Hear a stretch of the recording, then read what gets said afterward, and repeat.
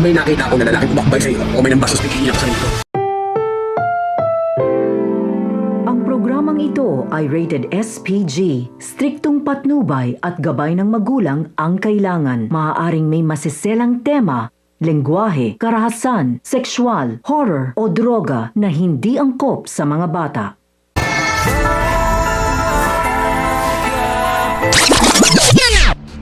Sa pag-uusap ni Rigor at Tess ay sinabi ni Tess kay Rigor kung ano daw ang plano niya sa binigay na droga ni Tanggol.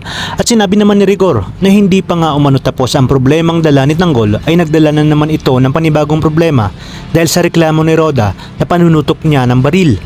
Kaya sinabi ni Rigor na mas mainam daw talaga na makulong itong si Tanggol dahil hindi ito titigil hanggat hindi ito nakukulong. Samantala, napapaisip naman si David tungkol sa sinabi ni Camille na nagdadalang tao ito dahil ngayon pa umano sumabay kung kailan maraming problema ang kanilang pamilya.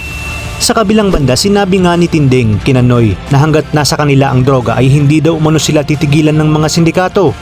Ayon naman kay Santino na wag umano silang mag-alala dahil nakabantay naman daw umano ang mga kaibigan nila. Iminungkahin naman ni Noy na lumipat na lang daw sila ng bahay. Iginiit naman ni Tinding na papaano daw at saan sila titira. Wala naman daw umano silang pambayad ng renta lalo na at suspindido pa si Rigor sa serbisyo. Nang makauwi na nga si David sa kanilang bahay ay agad niyang kinumusta ang kalagayan ng kanyang tatay Rigor. Sinabi nga ni Rigor na pagbutihan umano ni David ang kanyang pag-aaral dahil pag nakatapos siya ay makakaalis na siya sa lugar ng Quiapo. Ipinakilala naman ni Mama Janet si Mokang sa kanilang boss. At habang kinakausap nga si Mokang ay siya namang panay haplos sa kanya ng katawan. Kaya naman agad siyang niyaya ni Chiki para lumabas sa kwarto.